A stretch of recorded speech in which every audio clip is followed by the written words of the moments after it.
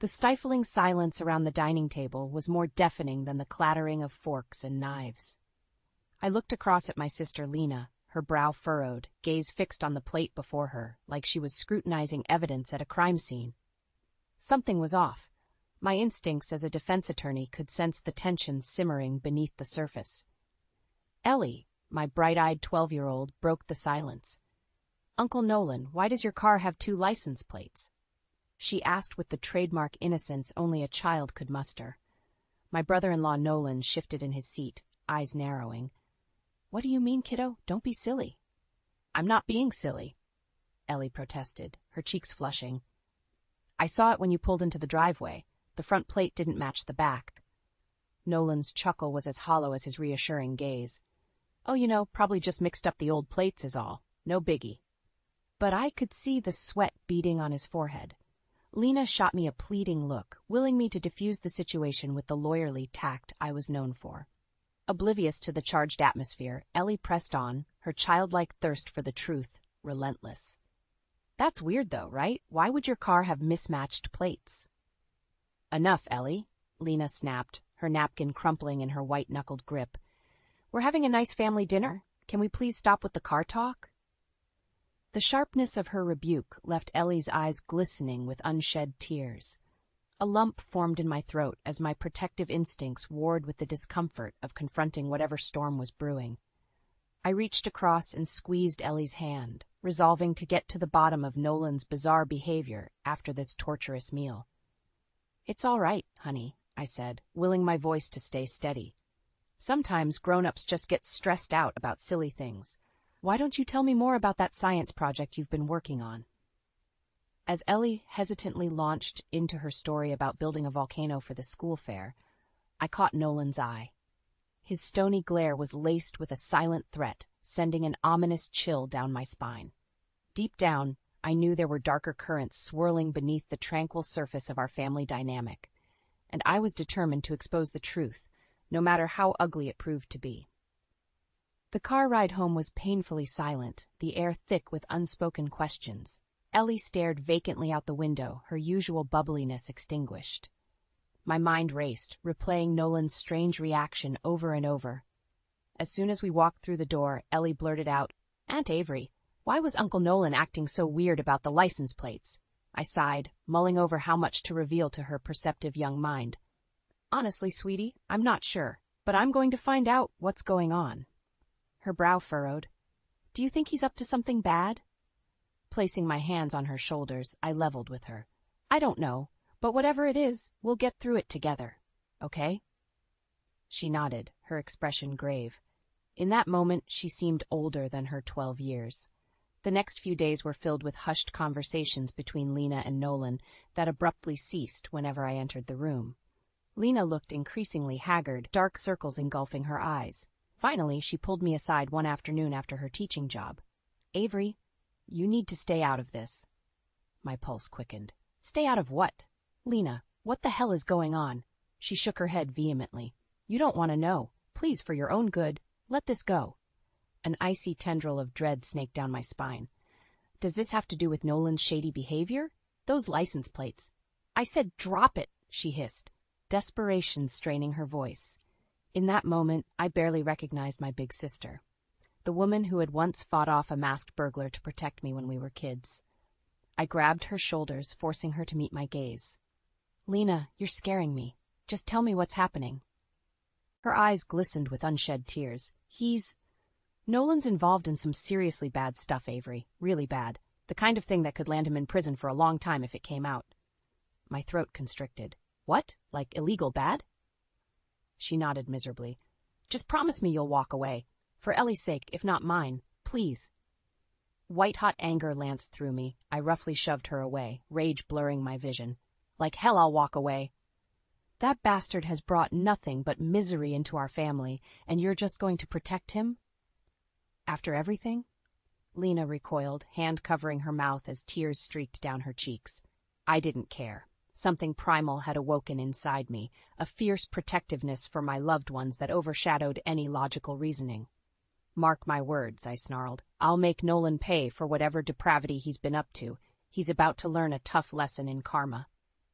With that, I stormed out, leaving my sister crumpled against the wall, withered sobs echoing in my wake.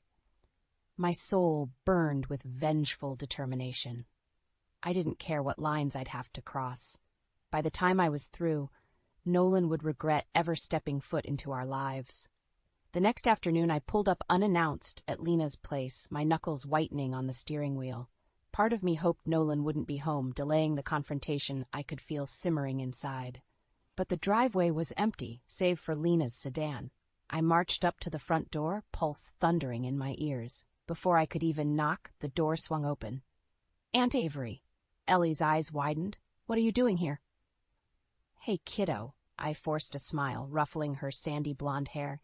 "Is your mom around? I need to talk to her about something important." Ellie nodded, looking mildly puzzled as she led me inside. "She's just in the kitchen. Listen, about what happened at dinner the other night." "Don't worry about it, honey," I cut her off, not wanting to rehash those fraught moments. "Sometimes grown-ups just do weird stuff, okay?" She looked thoroughly unconvinced, but didn't argue as we rounded the corner into the kitchen. Lena stood at the counter, vigorously scrubbing a baking pan. She froze when she saw me. "Avery? Everything. We need to talk," I interrupted, keeping my voice low but laced with quiet intensity. "Alone." Lena's eyes flicked nervously towards Ellie before giving a terse nod. "Ellie, why don't you go play outside for a little while?" Sensing the tension, the girl didn't protest, scurrying off without a word. Once she was gone, I rounded on Lena. "I want to know what the hell is going on, and I want to know now," I growled, all pretense of civility gone. Lena opened her mouth to respond, but a booming voice echoed from the hallway. "What seems to be the problem here, ladies?" Nolan sauntered into view, somehow managing to look smug despite his rumpled t-shirt and jeans. His eyes, small and predatory, bored into me with thinly veiled malice. "Well, if it isn't my favorite sister-in-law," he sneered. "To what do we owe this unpleasant Can it, Nolan?" I snapped, whirling on him. "I know you're into some shady shit, and I want answers." His lips curled into an oily smile. "Such language, though I suppose I shouldn't be surprised coming from trailer trash like you." White-hot fury surged through me, and I started towards him, hands balling into fists. But Lena jumped between us, eyes wild. "Both of you, stop!" She looked imploringly at me. "Avery, this isn't the way." I shoved her aside, unable to control the maelstrom raging inside me as I faced Nolan. "I don't know what kind of illegal crap you're mixed up in," I hissed, "but it ends here. You're going to come clean and face the consequences." Nolan's sneer twisted into an expression of pure venom. "Is that so? And just how, exactly, do you plan on making me do anything?" Before I could respond, a small voice piped up from the hallway. "Maybe she could use the evidence in your office?" We all whirled around to see Ellie standing there, trembling but resolute. In her small hands she clutched a metal lockbox, emblazoned with the terrifying logo I recognized from dozens of drug trafficking cases, the insignia of the Diaz cartel. In that moment, the world seemed to shift off its axis. I stared at the innocuous box, unable to comprehend the dark truths it contained and the light it shone on the depravity festering right under my nose. Nolan's face had drained of all color. He took a halting step towards Ellie, who shrank back, still gripping the lockbox. "You stupid, meddling brat," he roared, the mask of civility shattering. "Give me that right now." I don't know what snapped inside me in that instant. Maybe it was years of pent-up rage, or just the soulless menace in Nolan's face. But with a feral roar, I launched myself at him, channeling every ounce of protective ferocity coursing through me. The impact sent us both crashing to the floor. As we grappled amid a tangle of flailing limbs, a singular thought consumed me. This man was a cancer, and I would do whatever it took to cut him out of our lives. No matter the cost. Nolan's fist connected with my jaw in an explosive burst of pain. Stars danced across my vision as I sprawled backwards, the wind knocked out of me. Distantly, I heard Lena's scream and Ellie's terrified whimpering. "You stupid bitch!" Nolan spat, looming over me like a feral animal. Spittle flew from his contorted lips as his eyes bulged with unbridled rage. "Did you really think you could take me on?" I struggled to my hands and knees, the room spinning. Out of the corner of my eye, I saw Lena shakily pulling Ellie behind her, trying in vain to shield the traumatized girl. "Nolan, please." Lena pleaded through choked sobs. Don't do something you'll regret." He dismissed her plea with a contemptuous sneer. "Don't worry, dear. I've made sure to cover my tracks. No one's going to jeopardize what I've built." His gaze bored into me with feral intensity. Especially not this self-righteous piece of trash. I gritted my teeth, forcing air into my battered lungs. "You're the trash, Nolan. Scum who got caught peddling misery and ruining lives." His nostrils flared, and for a split second I thought he might lash out again.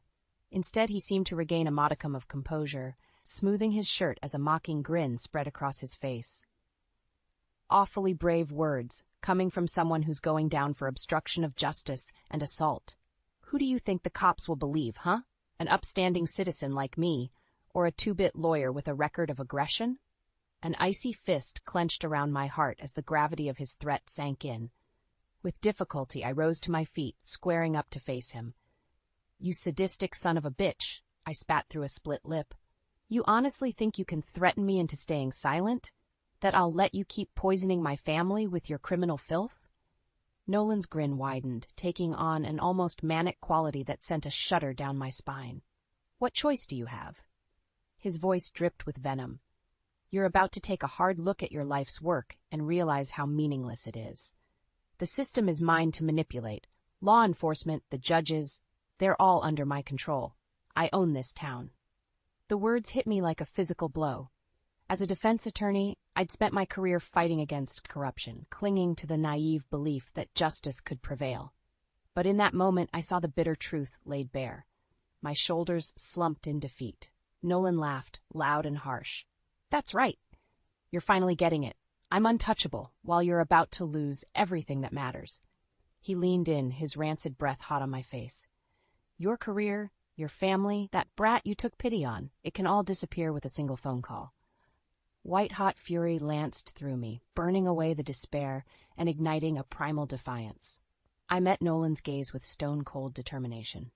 "Listen close, you miserable waste of oxygen," I growled, each word carrying the weight of bedrock conviction. "I don't care what power you think you have or who's in your pocket. You just made a fatal mistake by threatening my family." His widening smirk morphed into a look of disbelief and then searing hatred. "Why, you arrogant little—" "I'll burn your entire empire to the ground," I pressed on with steely resolve. "Your money, your connections. None of it will be enough to stop me from bringing you to justice. That's a promise." Nolan froze, slitted eyes cutting into me as he weighed the meaning of my words. Some imperceptible shift took place in his demeanor, his bullish bravado evaporating as the reality of my implacable defiance sank in. Finally, after what felt like an eternity, he snapped his jaw closed and jerked his chin in a wordless acknowledgement of the gauntlet I'd thrown down. Spinning on his heel, he stormed out without another word, leaving a stunned silence in his wake. In that charged moment, I knew there was no turning back.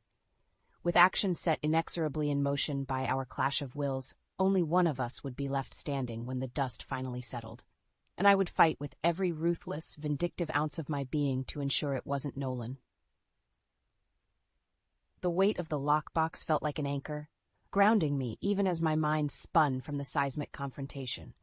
Lena hovered behind me, alternating between muffled sobs and soothing murmurs to the shell-shocked Ellie.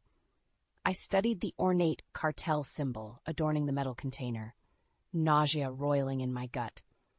Just when I thought I'd become inured to humanity's depravity through years of legal work, a new outrage would burrow under my skin like a pustulant parasite. "We need to get this into the right hands," I said, keeping my voice low and even. "Build an airtight case before that bastard has a chance to wriggle free."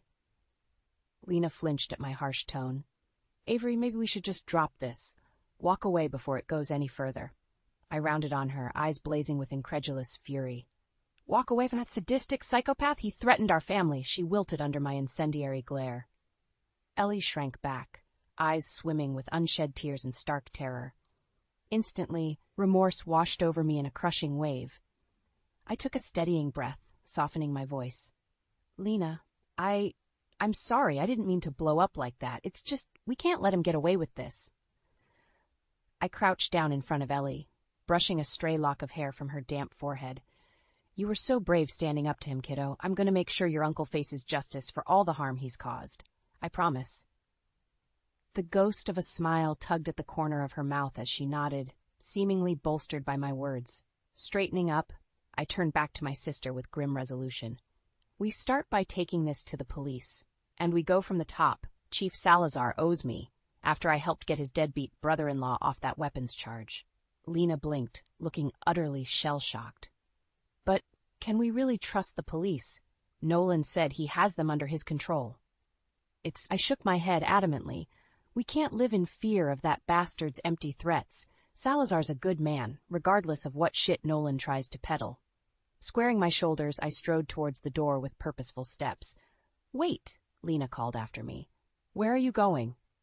I paused, turning back with the lockbox gripped tightly in one hand. To plead your husband's case, in the court of public opinion. The fervent light of understanding flickered in Lena's eyes as she gave a solemn nod of assent. Over the next few days, I waged a clandestine campaign of whispers and hints, sharing the troubling evidence with key figures around town. Parents of Ellie's friends, a couple of my more cunning legal colleagues, even a trustworthy reporter from the local newspaper. Favors were called in, lean and hungry ex-clients were consulted, and an undercurrent of righteous anger began swelling through the streets. Nolan's oily machinations and callous disregard for collateral damage had bred a simmering resentment lying dormant in the hearts of many. Like a spark finding dry tinder, rumors of his unforgivable transgressions set that resentment alight. It was in a dingy booth at Mike's bar, while sharing a beer with a grizzled private investigator, that the full breadth of Nolan's nefarious operation began to take shape. Page after page of damning financials and surveillance photos painted a lurid portrait: drug running, money laundering, extortion. The man had become a blight on our community, eroding the very foundations of human decency and profiting from lives reduced to expendable commodities. As I studied the sordid paper trail, a cruel half-grin tugged at my lips. Nolan had gravely underestimated the wrath and ingenuity of those he'd scorned. Now, as I marshaled those forgotten martyrs into a rising army of justice, the haughty veil of his perceived invulnerability would be torn away. Laying the final damning dossier on the table, I looked up at the grizzled PI with a feral glint in my eye. Well, what are we waiting for? It's time to make that son of a bitch answer for his sins. As the words left my lips, I couldn't deny the perverse undercurrent of vindictive glee bubbling up inside me. Not only would I see Nolan face justice, I was going to make him suffer for the sheer sadistic pleasure of it. Only then would the scales be balanced. The heavy oak doors of the courtroom swung open with an ominous groan. I squared my shoulders, clutching the thick dossier of evidence as if it were a lifeline. Across the aisle, Nolan sat ramrod straight in his tailored suit, surrounded by a phalanx of high-priced legal muscle. His face remained impassive, but I saw a muscle twitching in his jaw as our eyes met, an infinitesimal flicker of doubt amidst his facade of arrogant indifference. Good. Let the bastard feel some of the corrosive dread that had plagued my loved ones for far too long. All rise for the Honorable Judge Quincy Williams, the bailiff's voice boomed out. I gathered myself, ready for the fight of my life and whatever underhanded stunts Nolan's puppet masters might attempt to sway the proceedings in his favor. But as the wizened Judge Williams took his seat and called the court to order, a startling transformation came over the stern-faced jurist. He fixed Nolan with a penetrating glare of utter contempt before sweeping his scathing gaze across the defense's gallery of shark-like attorneys. I've been presiding over cases in this town for 26 years, Williams began, his gravelly voice dripping with disdain, and in all that time, I've seen my fair share of smug, overprivileged scumbags strutting through these halls like they own the place. Nolan shifted uncomfortably in his seat as a startled murmur rippled through the courtroom. I felt the first faint stirrings of hope. However, Williams pressed on, eyes boring into Nolan, I have never witnessed a more repugnant display of blatant corruption and criminality than what I've read in the files presented by the prosecution. He slapped his meaty palm down on the damning stack of evidence, face twisted in disgust. Trafficking narcotics, extortion, racketeering, using innocent people as pawns to be sacrificed for profit? There were shocked gasps from the packed galleries as Williams' furious diatribe reached a fever pitch. You, sir, are the most loathsome of humanity's dregs. And make no mistake, by the time this ugly business has concluded, you will be made to answer for your sins in full." With that, he stabbed a rigid finger towards Nolan's lead counsel, rendering the hapless lawyer temporarily mute. "I suggest you get your affairs in order, because if even half of these charges prove substantiated, your client will be led away from this room to rot behind bars, ill-gotten empire dismantled and scattered to the four winds." A profound silence hung over the courtroom in the wake of the judge's tirade. Out of the corner of my eye, I saw Nolan's throat constrict as he swallowed hard. His vaunted invulnerability was unraveling before our very eyes. Clearing his throat, Judge Williams recomposed himself with an air of grim determination. "Very well. Prosecution, you may begin presenting your case." I rose to my feet, back ramrod straight. After months of investigation and sleepless nights fueled by sheer outrage, it was finally time for the endgame. Leveling an accusatory glare at the pallid, sweat-beaded Nolan, I couldn't resist a tight, predatory smile from curling my lips. "Thank you, Your Honor. The people are pleased to show just how deep this deviant rabbit hole descends." As I launched into my methodical excoriation of Nolan's laundry list of transgressions, his once smug, defiant visage gradually crumbled. With each new money trail charted and incriminating photo unveiled, his face drained of the bravado that had previously seemed insuppressible. I watched him disintegrate, riven by the stark realization of consequences too long deferred, and a karmic reckoning that could no longer be postponed nor sidestepped. His empire was indeed being dismantled before his eyes, his hubris and cruelties laid bare in stark, damning clarity. And with every agonized flinch, every bead of cold sweat trickling down his furrowed brow, I felt the righteous scales shifting infinitesimally back towards balance.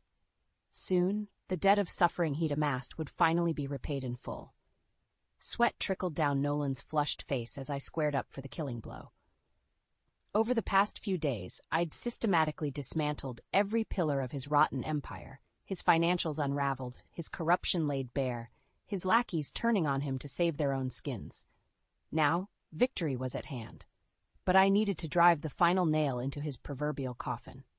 "Your Honor," I said, turning to address the riveted Judge Williams, "the prosecution has one final piece of damning evidence to present." Nolan went rigid in his seat, eyes bulging. His legal team exchanged furtive looks, sweat beading their brows as the suspense reached a fever pitch. With a flourish, I produced a rumpled manila envelope and strode towards the witness stand. My heels struck the hardwood like gunshots in the hushed courtroom. "I'd like to call Miss Ellie Dawson to the stand." A startled murmur rippled through the gallery as my cherubic 12-year-old adopted daughter made her way up the aisle. Nolan went ramrod straight, color draining from his face as understanding bloomed. Ellie took her seat, tiny hands gripping the armrests as I moved to stand beside her. "Ellie," I began, keeping my tone measured, "do you recall the night you discovered that lockbox in your Uncle Nolan's home office?" She nodded, eyes widening slightly at the memory of that shattering revelation. "Can you describe for the court what you saw? What was inside that box?" Nolan shifted in his seat, a vein pulsing angrily in his neck. His lawyer made a move as if to object, but seemed to think better of interrupting. "Well," Ellie stammered at first, steadying herself with a deep breath. "At first I wasn't sure what I was looking at. There was a bunch of money, like stacks and stacks of cold hard cash, and some plastic baggies with a weird white powder inside." "Cocaine," I supplied grimly, to ensure the jury understood the gravity. "Please continue." Ellie swallowed hard, blinking back the shimmer of tears before pressing on. "Right, and then, under all that stuff, there were a bunch of pictures." She paused, shooting an anguished look at the squirming Nolan before dropping her gaze. They showed a bunch of people tied up. Some of them looked really hurt, like they'd been beaten."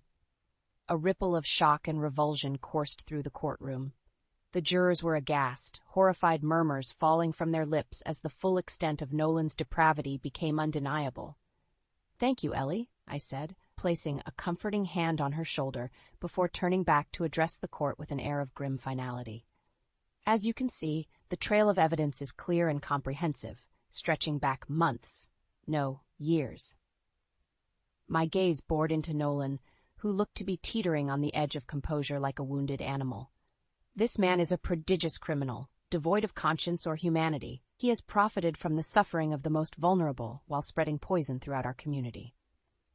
I took a breath, letting the damning silence linger for maximum impact before delivering the coup de grace. With these final, tragic photos entered into evidence, the full extent of his sadistic cruelty has been laid bare. There is no more damning indictment than the haunting images of shattered lives mercilessly crushed under the heel of Mr. Nolan Edwards' ruthless greed. A profound stillness blanketed the room. Every eye was locked on the swaying, ashen-faced Nolan. His mouth worked silently, whether to blurt out protestations or dry heave. I couldn't tell, but his very presence seemed to diminish, all the bluster and assumed invincibility evaporating under the piercing light of irrefutable truth. "I have no more evidence to present," I said at last, turning to the shaken Judge Williams. "The prosecution rests." With that, I moved to return to my seat, back straight, chin high, every step radiating the inexorable satisfaction of a long-overdue reckoning delivered.